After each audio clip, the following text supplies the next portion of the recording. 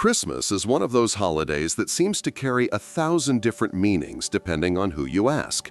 For some, it is a sacred celebration of the birth of Christ. For others, it is a family-centered season of warmth, gift-giving, and nostalgia.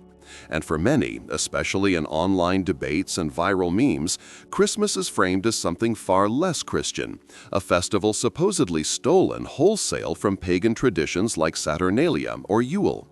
The claim is simple, catchy, and provocative. Christmas was originally a pagan festival. But is that right or wrong? To answer, we need to understand not only the history of the holiday, but also the history of the myth itself. How this idea became so widespread, why it resonates, and what it reveals about the way we think about tradition. The myth of pagan origins has become a cultural shorthand.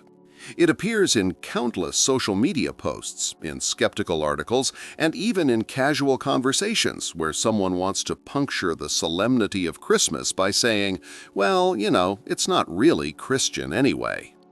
The appeal of this claim lies in its simplicity.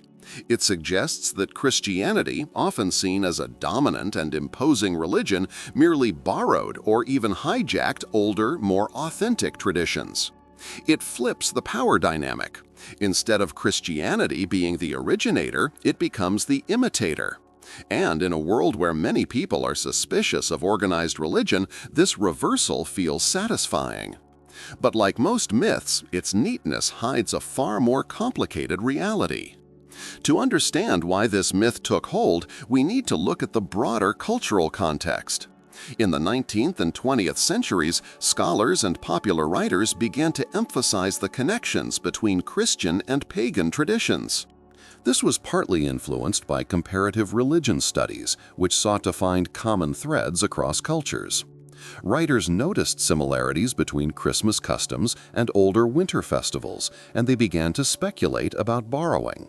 At the same time, critics of Christianity, from secularists to neo-pagans, found it useful to highlight these parallels.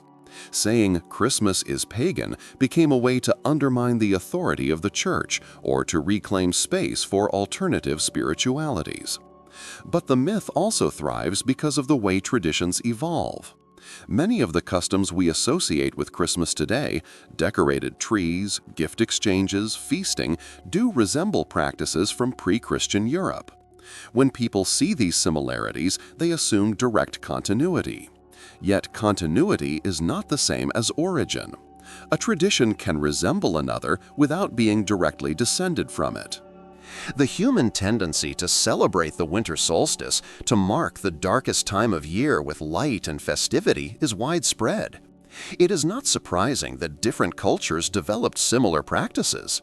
But similarity does not prove that one was stolen from the other. The meme-like claim that Christmas was stolen from Saturnalia is particularly misleading. Saturnalia was a Roman festival held in December honoring the god Saturn. It involved feasting, role reversals, and gift-giving. Yes, that sounds familiar. But Saturnalia ended on December 23, not December 25. And while it was a major Roman holiday, it was not identical to Christmas. The idea that Christians simply replaced Saturnalia with Christmas oversimplifies the evidence. Early Christians were not celebrating Saturnalia. They were creating their own festival with its own theological meaning. The overlap in timing and customs is real, but the story of direct theft is exaggerated. Similarly, the claim that Christmas was taken from the cult of Sol Invictus, the unconquered sun, is often repeated. The Roman Emperor Aurelian established December 25 as the festival of Sol Invictus in the late 3rd century. This date does indeed match the later Christian celebration of Christ's birth. But historians debate whether Christians chose December 25 to compete with Sol Invictus, or whether the date was selected for symbolic reasons related to biblical theology. Some argue that Christians saw Christ as the true sun, fulfilling prophecies and cosmic symbolism. Others suggest that the overlap was coincidental. What matters is that the evidence does not clearly show a deliberate theft. The neat story of appropriation is more myth than fact. The Germanic festival of Yule adds another layer. Yule was a midwinter celebration involving feasting, fires, and rituals to honor gods and ancestors. Later, when Christianity spread in Northern Europe, some Yule customs blended with Christmas. This is where traditions like the Yule log and evergreen decorations entered the mix. But again, blending is not the same as origin. Christmas was not originally Yule. It absorbed elements of Yule over time. The myth of pagan origins collapses centuries of cultural exchange into a single dramatic moment of theft, which is not how history works. So why does this myth persist? One reason is that it challenges authority. Saying Christmas is pagan undermines the Church's claim to originality and purity. It suggests that Christianity is just another religion among many, borrowing like the rest. For secular critics, this is a way to demystify the holiday. For neo-pagans, it is a way to reclaim ownership of traditions. For casual skeptics, it is a way to sound clever at the dinner table. The myth serves multiple purposes, which is why it spreads so easily.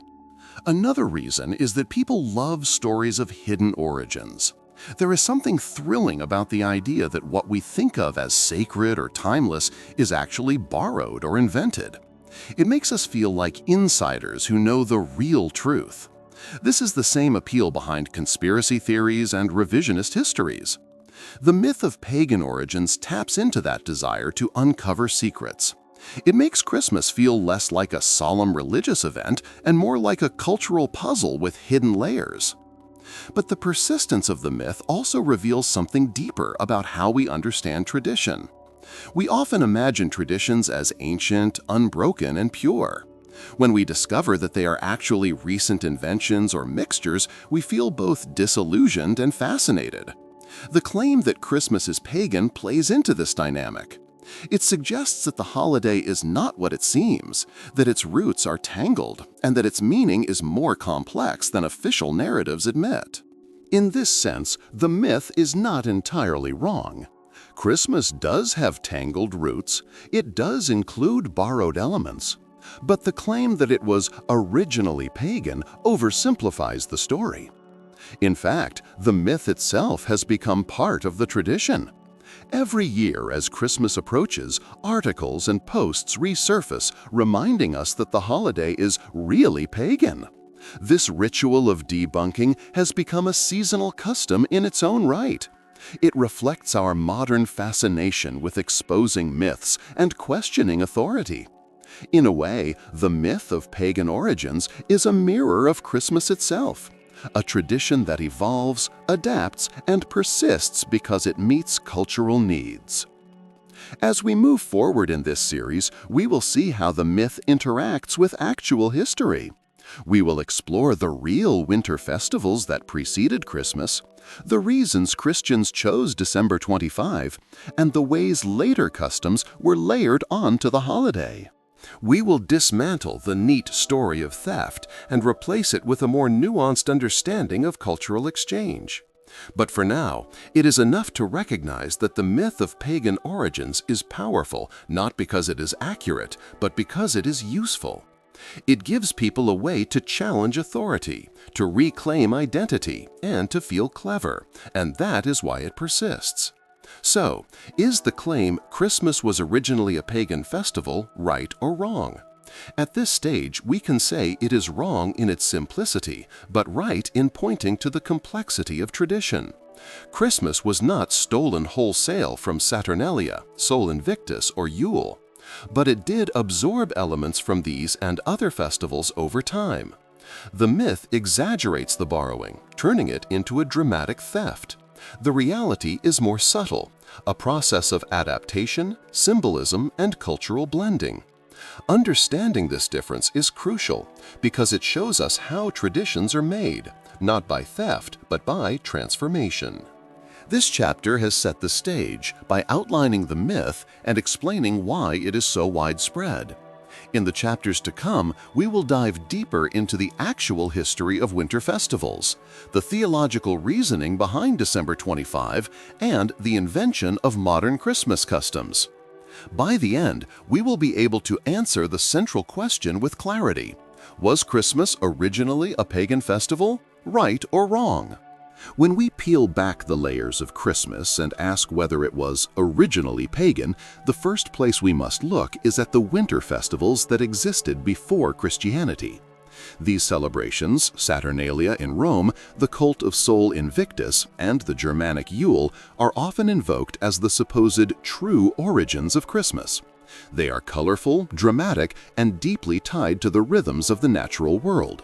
But to understand them properly, we need to separate fact from exaggeration and myth from reality. What did these festivals actually involve? Who celebrated them, and how were they tied to the winter solstice? Only then can we see how they connect, or fail to connect, to the later Christian holiday. Let us begin with Saturnalia, perhaps the most famous of Rome's winter festivals. Saturnalia honored Saturn, the god of agriculture, and was celebrated in December. It began on December 17th and, over time, expanded to last several days, sometimes up to a week. The festival was marked by feasting, merrymaking, and a striking reversal of social norms. Masters served their slaves, gambling was permitted, and people exchanged small gifts. The atmosphere was one of carnival, where the usual rules of Roman society were suspended. This is why Saturnalia has captured the imagination of modern commentators. It seems to embody a spirit of freedom and joy that resonates with our own holiday season. But Saturnalia was not Christmas. It did not commemorate a divine birth, nor did it center on December 25. Its rituals were tied to Saturn's role as a god of sowing and the cycles of agriculture. The gift-giving was modest, often symbolic items like candles or figurines, not the lavish exchanges we associate with modern Christmas. And while feasting and merriment are universal features of winter festivals, they do not prove direct continuity. The myth that Christmas was stolen from Saturnalia exaggerates the similarities while ignoring the differences. What Saturnalia does show us, however, is that Romans were accustomed to celebrating in December, and that the season was already associated with festivity and reversal. This cultural backdrop made it easier for later Christian celebrations to find resonance. Next, we turn to Sol Invictus, the unconquered sun. This cult emerged in the 3rd century CE, when the Emperor Aurelian established December 25 as the festival of Sol Invictus. The date was significant because it followed the winter solstice, the shortest day of the year, after which the sun begins to grow stronger. The symbolism of the unconquered sun was powerful. It represented renewal, victory, and cosmic order. Aurelian promoted Sol Invictus as a unifying cult for the empire, blending elements of earlier sun worship traditions. Soldiers, officials, and ordinary people participated, and the festival carried imperial prestige. The connection between Sol Invictus and Christmas is tantalizing. December 25 became the date of Christ's birth in Christian tradition, and the imagery of light overcoming darkness resonates with both. Some historians argue that Christians deliberately chose December 25 to rival Sol Invictus, presenting Christ as the true sun. Others suggest that the date was chosen independently, based on theological calculations linking Christ's conception to the spring equinox and his birth 9 months later. The evidence is debated, and no definitive answer exists. What matters is that the overlap is real, but the story of direct appropriation is not proven. The myth simplifies a complex historical process into a neat tale of theft, when in reality the relationship between Sol Invictus and Christmas is ambiguous.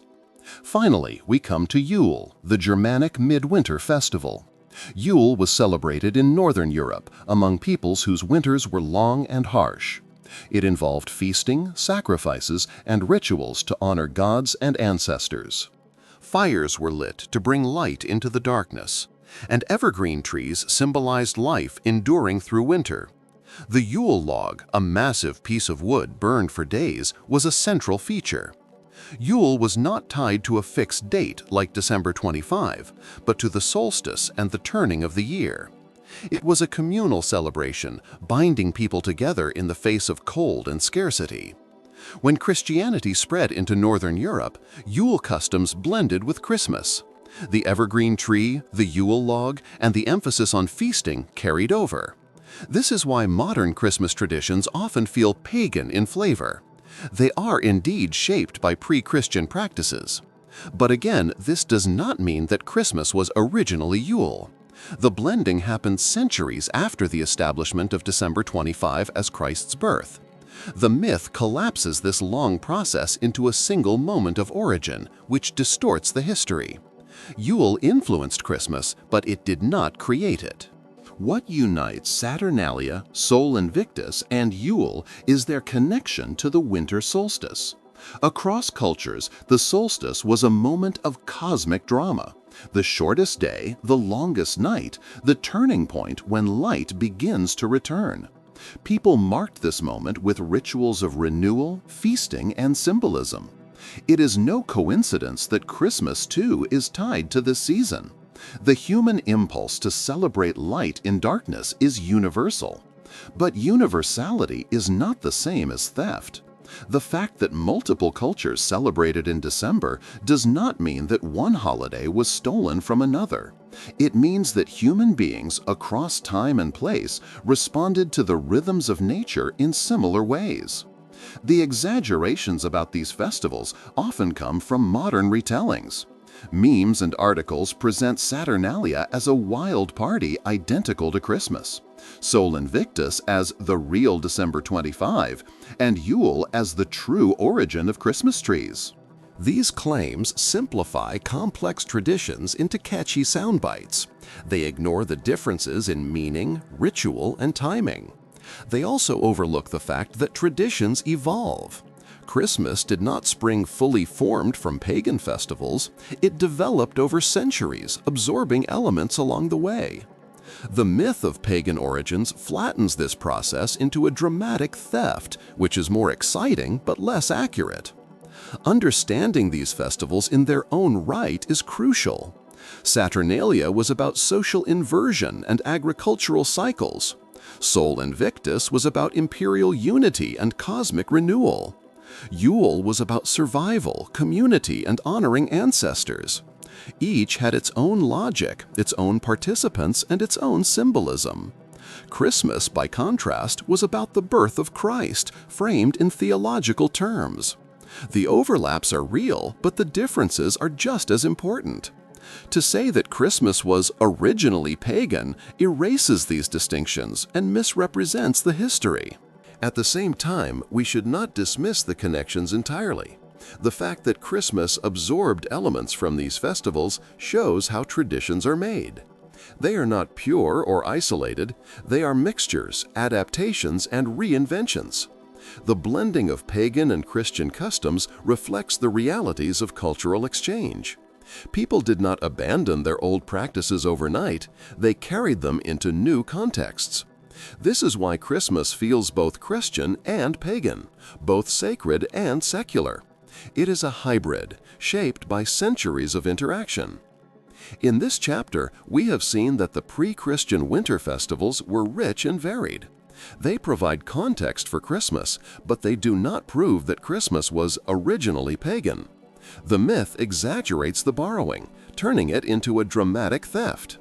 The reality is more subtle, a process of adaptation, symbolism, and cultural blending. As we move to the next chapter, we will examine how December 25 became the date of Christ's birth, and how theological reasoning interacted with cultural context. Only then can we fully understand the relationship between Christmas and the festivals that came before. When we ask whether Christmas was originally pagan, one of the most important pieces of evidence people point to is the date itself, December 25. Why, of all days, did early Christians choose this one to celebrate the birth of Christ? Was it a deliberate appropriation of pagan festivals like Sol Invictus or Saturnalia?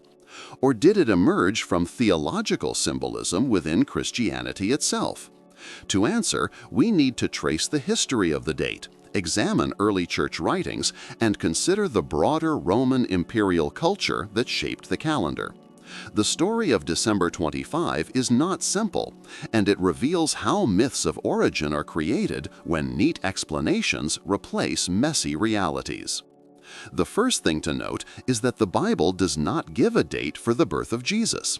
The Gospels describe the Nativity in theological terms, but they do not specify when it happened. This silence left early Christians free to speculate. For the first few centuries, there was no universally agreed upon date for Christ's birth. Some communities celebrated it in January, others in March or April, and some did not celebrate it at all. The focus was often on Easter, the commemoration of Christ's death and resurrection, which was seen as more central to salvation. The birth was secondary, and its timing was uncertain. So how did December 25 emerge? One explanation is theological. Early Christian writers engaged in symbolic calculations, linking Christ's life to cosmic cycles. Some argued that Jesus was conceived on March 25, the date of the spring equinox, when light and darkness are balanced. If conception occurred then, birth would follow 9 months later, on December 25. This reasoning framed Christ's life within the rhythms of nature, presenting him as the fulfillment of cosmic order. In this view, December 25 was chosen not because of pagan festivals, but because of theological symbolism. The date expressed the idea that Christ was the true light entering the world at the darkest time of year. Another explanation is cultural. December 25 was already significant in the Roman calendar.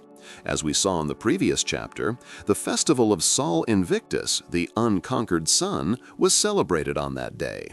The Emperor Aurelian had established it in the late 3rd century, promoting the sun god as a unifying symbol for the empire. The overlap between Sol Invictus and Christmas is striking. Both celebrate light overcoming darkness, both occur at the solstice, and both carry cosmic symbolism. Some historians argue that Christians deliberately chose December 25 to rival Sol Invictus, presenting Christ as the true sun. In this view, the date was an act of appropriation, a way of asserting Christian identity within a pagan empire. The evidence for this appropriation is debated. Early Christian writings do not explicitly say, "We chose December 25 to replace Sol Invictus." Instead, they emphasize theological symbolism. For example, church fathers like Augustine spoke of Christ as the Son of Righteousness, drawing on biblical imagery. They linked his birth to the return of light after the solstice, but they did not frame it as a competition with pagan festivals. This suggests that the choice of date may have been more about internal theology than external rivalry. Yet the cultural context cannot be ignored. In an empire where December 25 was already celebrated, the Christian adoption of the date inevitably carried political resonance. Whether deliberate or not, it positioned Christmas alongside existing festivals, creating overlap that fueled later myths of origin. The role of Roman imperial culture is crucial here.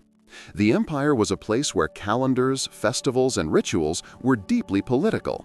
Emperors used festivals to unify diverse populations, to assert authority, and to promote ideology. When Christians began to establish their own calendar, they were operating within this framework.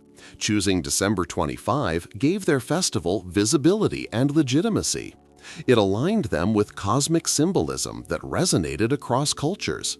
Even if the choice was theological, it was shaped by the realities of imperial culture. This is why the myth of pagan origins persists. The overlap between Christian and pagan festivals was real, even if the story of direct theft is exaggerated. Historians continue to debate the origins of December 25. Some emphasize the theological calculations, pointing to early writings that link Christ's conception to March 25. Others highlight the cultural context, noting the prominence of Sol Invictus and the convenience of aligning with existing festivals. Still others argue that the choice was a mixture of both, theological symbolism framed within imperial culture. What is clear is that the neat story of appropriation, Christians stole December 25 from pagans, oversimplifies the evidence. The reality is more complex, involving theology, culture, and politics. It is also important to note that December 25 was not universally accepted at first. In the Eastern Christian world, January 6th was celebrated as the birth of Christ, a date linked to Epiphany. This shows that the choice of December 25 was not inevitable or universal. It was one option among many, which gradually became dominant in the Western Church. The diversity of dates undermines the myth of a single moment of appropriation. Instead, it reflects the fluidity of early Christian practice, where communities experimented with different ways of marking sacred time. The symbolism of December 25 also reveals how Christians reinterpreted cosmic imagery. The solstice was a moment of renewal when light began to return. Pagans celebrated this with festivals of the sun. Christians reinterpreted it as the birth of Christ, the true light of the world. This was not theft, but transformation. It shows how religions adapt existing symbols to new meanings. The myth of pagan origins exaggerates this adaptation into a dramatic act of appropriation, but the reality is more subtle.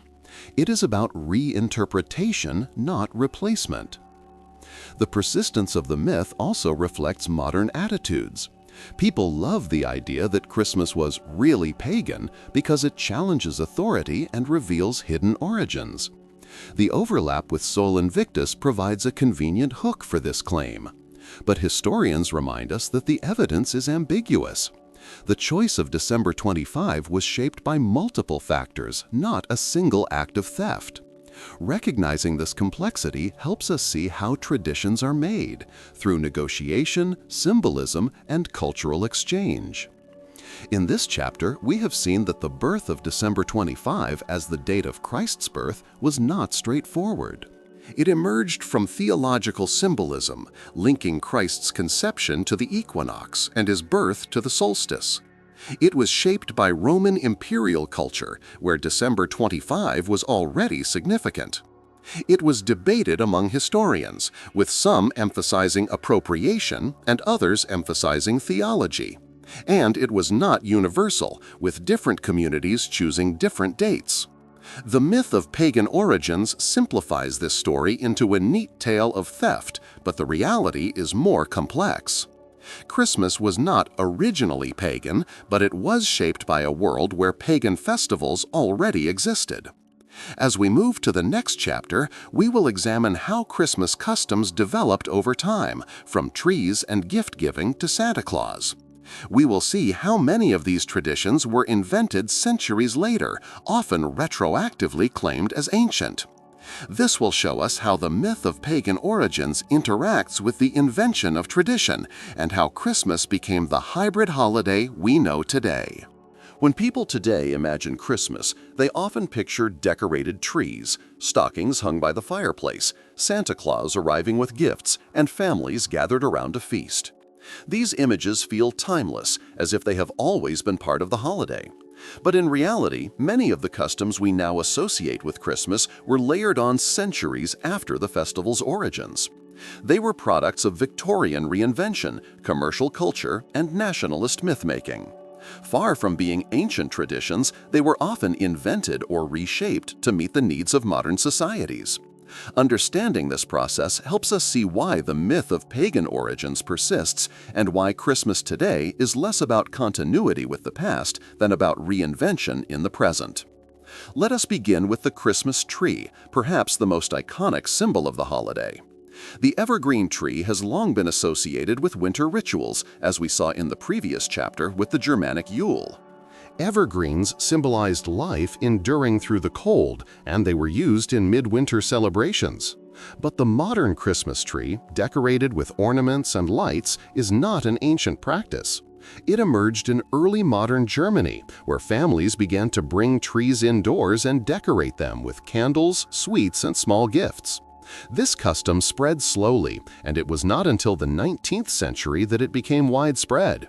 In Britain, the Christmas tree was popularized by Queen Victoria and Prince Albert, who were depicted in newspapers with their family gathered around a decorated tree.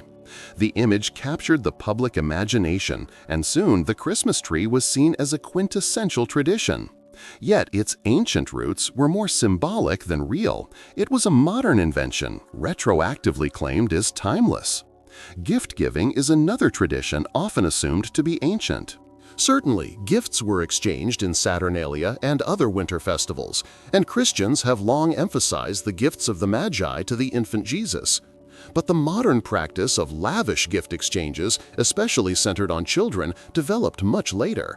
In medieval Europe, gifts were often given on St. Nicholas's feast day, December 6th, rather than on Christmas itself. The shift to Christmas Day as the main occasion for gifts happened gradually, influenced by Protestant reforms and cultural changes. In the 19th century, as consumer culture expanded, gift-giving became central to Christmas. Shops promoted the holiday as a time for purchases, and families embraced the idea of exchanging presents as a way to express love and generosity. What had once been modest tokens became elaborate displays driven by commerce. The myth of ancient gift-giving obscures this transformation, presenting a modern consumer practice as if it were timeless. Santa Claus embodies this process of invention most clearly. The figure of Santa has roots in St. Nicholas, a 4th-century bishop known for his generosity. Legends of Nicholas giving gifts to children circulated in medieval Europe, and he became a patron saint of children and sailors. But the modern Santa Claus, with his red suit, sleigh, and reindeer, was created in the 19th and 20th centuries. In the United States, Dutch settlers brought traditions of Santa Claus, which evolved into Santa Claus. Writers and artists shaped his image, with Clement Clarke Moore's poem A Visit from St. Nicholas, better known as 'Twas the Night Before Christmas, introducing the sleigh and reindeer. Later, illustrators like Thomas Nast gave Santa his iconic look. By the 20th century, advertising campaigns, most famously Coca-Cola's, cemented Santa as a jolly, red-suited figure. This was not an ancient tradition, but a modern invention shaped by literature, art, and commerce. Yet today, Santa feels inseparable from Christmas, as if he had always been there. The Victorian era was crucial in reshaping Christmas. In Britain and America, the 19th century saw a revival of the holiday, which had been relatively subdued in earlier centuries. Industrialization and urbanization created new social needs. Families sought rituals to bind them together, and societies sought traditions to foster identity. Christmas was reinvented as a domestic, family-centered holiday.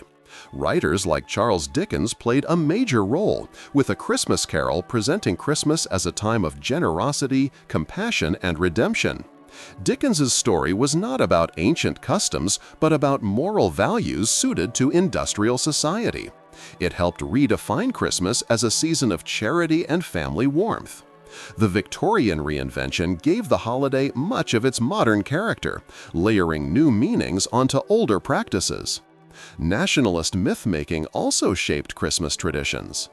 In Germany, the Christmas tree became a symbol of national identity, tied to folk culture and heritage. In Britain, carols were revived and presented as ancient songs, even when they were newly composed. In the United States, Santa Claus became a national figure, embodying American values of abundance and generosity.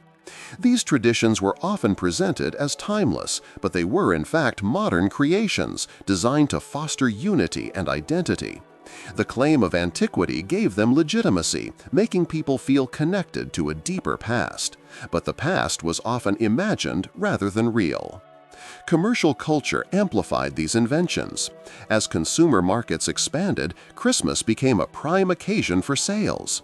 Shops decorated their windows, advertisements promoted gifts, and products were marketed as essential to the holiday. The commercialization of Christmas transformed it into a season of consumption, where traditions were shaped by commerce as much as by culture. Santa Claus became a marketing icon. Gift-giving became a driver of sales, and decorations became commodities. The myth of ancient traditions masked this reality, presenting consumer practices as timeless customs. In truth, the modern Christmas was as much a product of capitalism as of culture. This layering of traditions explains why Christmas feels both ancient and modern. The holiday draws on symbols like evergreens and light, which have deep roots in human culture. But it also incorporates inventions like the Christmas tree, Santa Claus, and lavish gift exchanges, which are products of modern society. The myth of pagan origins persists partly because these inventions are retroactively claimed as ancient. People assume that because evergreens were used in Yule, the Christmas tree must be ancient. They assume that because gifts were exchanged in Saturnalia, modern gift-giving is ancient. They assume that because St. Nicholas existed, Santa Claus is ancient. These assumptions collapse centuries of invention into a single narrative of continuity, which is more myth than history. Understanding the invented traditions of Christmas helps us see how holidays evolve. They are not static relics of the past, but dynamic creations of the present. Traditions are invented, reinvented, and repurposed to meet social needs. The Victorian reinvention of Christmas shows how a holiday can be reshaped to emphasize family, charity, and identity. The commercialization of Christmas shows how traditions can be driven by markets and advertising. The nationalist myth-making shows how holidays can be used to foster unity and legitimacy. These processes are not unique to Christmas, they occur in many traditions. But Christmas, with its global reach and cultural power, provides a vivid example. It also shows why myths matter. The myth of ancient traditions gives people a sense of continuity and legitimacy. It makes modern practices feel timeless, connecting them to a deeper past. This is why people insist that Christmas trees, gift-giving, and Santa Claus are ancient, even when they are not. The myth provides comfort, identity, and meaning. But it also obscures the reality of invention, hiding the ways traditions are shaped by power, commerce, and culture. Exposing these myths does not diminish Christmas, it enriches our understanding of it. It shows us that traditions are living, evolving, and meaningful precisely because they are invented. As we move to the final chapter, we will return to the central question: was Christmas originally a pagan festival? By weighing the evidence, we will see that the myth of pagan origins is both wrong and revealing. It is wrong because Christmas was not stolen wholesale from pagan festivals. But it is revealing because it shows how traditions are invented, how myths persist, and why people cling to stories of hidden origins. The invented traditions of Christmas remind us that holidays are not about purity or antiquity, but about reinvention and meaning in the present. We have now arrived at the heart of the question: was Christmas originally a pagan festival? After exploring the myths, the pre-Christian winter celebrations, the birth of December 25, and the invented traditions layered on centuries later, we can finally weigh the evidence. The answer is not a simple yes or no. It is a story of overlap, adaptation, and reinvention. And it is also a story of why the myth of pagan origins remains so appealing, even when historians show that it oversimplifies reality. To conclude, we must reflect on how traditions are constantly reinvented and why understanding these myths matters today for decolonial history, cultural identity, and resisting simplistic narratives. Let us begin with the evidence. The claim that Christmas was originally pagan suggests that the holiday began as Saturnalia, Sol Invictus, or Yule, and was later rebranded as Christian. But as we have seen, this is not accurate. Saturnalia ended before December 25, and while it involved feasting and gift-giving, it was not about divine birth. Sol Invictus did fall on December 25, but the evidence does not prove that Christians deliberately appropriated it. The date may have been chosen for theological reasons, linking Christ's conception to the equinox and his birth to the solstice. Yule did influence later customs, but centuries after Christmas was already established. The overlaps are real, but they do not prove that Christmas was originally pagan. The neat story of theft collapses centuries of cultural exchange into a single moment, which distorts the history. So, if the claim is wrong, why does it persist? One reason is that it challenges authority.